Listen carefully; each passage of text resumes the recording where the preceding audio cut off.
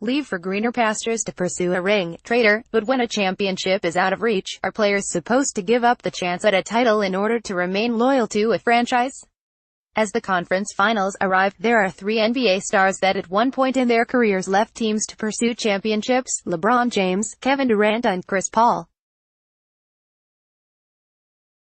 All three decided that it was time to move on after spending several years of their careers with one franchise. The success of that trio brings up an interesting conversation. Is it loyalty or a championship that fans find to be most important? In the heat of the moment, the answer would seem to be loyalty. There have been jersey burnings, media members calling the departures cowardly, and even an angry letter to the fans from a spurned owner. But as we watch how far James, Durant and Paul have come following their big decisions, it is hard to ignore that the initial anger and vitriol thrown at them has given way to respect and admiration. For the first time in his career, Paul is playing in a conference finals. CP3 is a surefire Hall of Famer and will fall somewhere in the top 5 on the list of all-time great point guards. But he has long had to deal with the whispers that he does not have what it takes to take a team to a title. The early playoff exits in Los Angeles gave way to the not-so-quiet discussions that Paul lacked the clutch gene and was overrated compared to the legends at his position. In 2013, the Clippers won the first 2 games in their series against the Grizzlies, only to roll over in the next 4. In 2014 against the Thunder, Paul committed 2 horrific turnovers to send the Clippers home, throwing away what may have been LA's best chance to reach a conference finals series. And who can forget 2015, when the Clippers surrendered a 19-point fourth-quarter lead and a 3-1 series advantage to the Rockets in the second round. Just last year, Paul was bounced in the first round of the playoffs by the Jazz. The Clippers team that had been oh so close to breaking through had once again fallen short of expectations, and Paul took plenty of the blame. Paul's departure from Los Angeles was slightly different from some of the other cases we have seen in the past. He helped the Clippers on the way out by agreeing to a trade to Houston as opposed to signing with the Rockets in free agency. He was commended for the move, but there were still rumblings from fans who felt betrayed.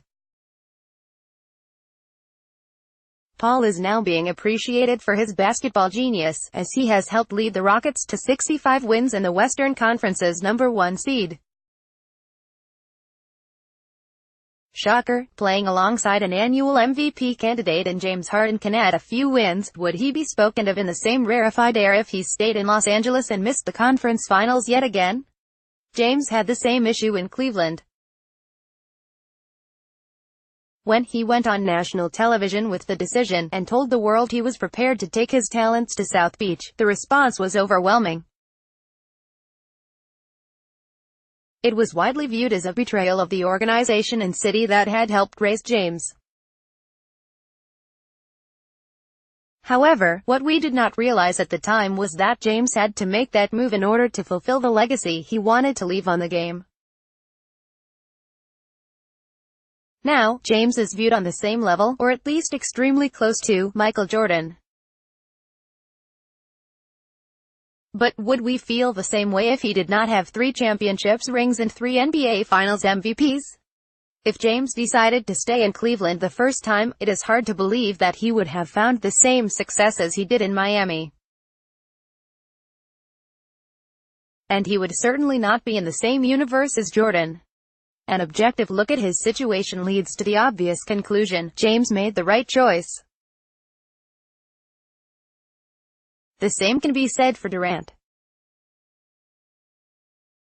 When KD decided to join forces with the emerging Warriors dynasty, he got an initial asterisk placed next to his name. No matter how many championships he would eventually win, he would always be remembered as the player who chose the easy way out with a 73-9 team waiting to slot him in the starting lineup. But as we get further away from his decision to leave Oklahoma City, it is becoming clear he also selected the best option. For the past 2 seasons, we have watched Russell Westbrook try and will his Thunder team to a championship by doing it all himself. He was even teamed with the star in Paul George and one of the NBA's top centers in Steven Adams. Nothing changed. That's 2 first-round exits in a row for Westbrook since Durant departed despite the roster turnover. Durant realized that he was never going to win a championship while he was paired with Westbrook. Their time together, while incredibly entertaining, had run its course. He knew the next step in his career was winning a ring, and Golden State was the best place to do just that. Not to mention the on-court improvement and off-court possibilities in the Bay Area, and does the narrative of Durant being a traitor to the Thunder organization still exist? Not really. Sure, there have been jokes about Durant's social media habits, but the overall story is focused on how great Durant has become and how many rings he may win in his prime. So, what do we expect out of our athletes? If the narrative is, he never won a ring, then why would players not do everything they possibly can in order to achieve that goal? Those that do not win championships will be subjected to the same fate as Charles Barkley, facing constant ridicule from former players with championships. Looking at you, Shaq. As the years pass and the pain of abandonment subsides, we as sports fans begin to realize what we cherish most in our athletes: winning. So the next time your favorite player decides he has to leave the team you desperately love, take a step back from your anger and disappointment. Remember that championships are everything, and players are treating them that way.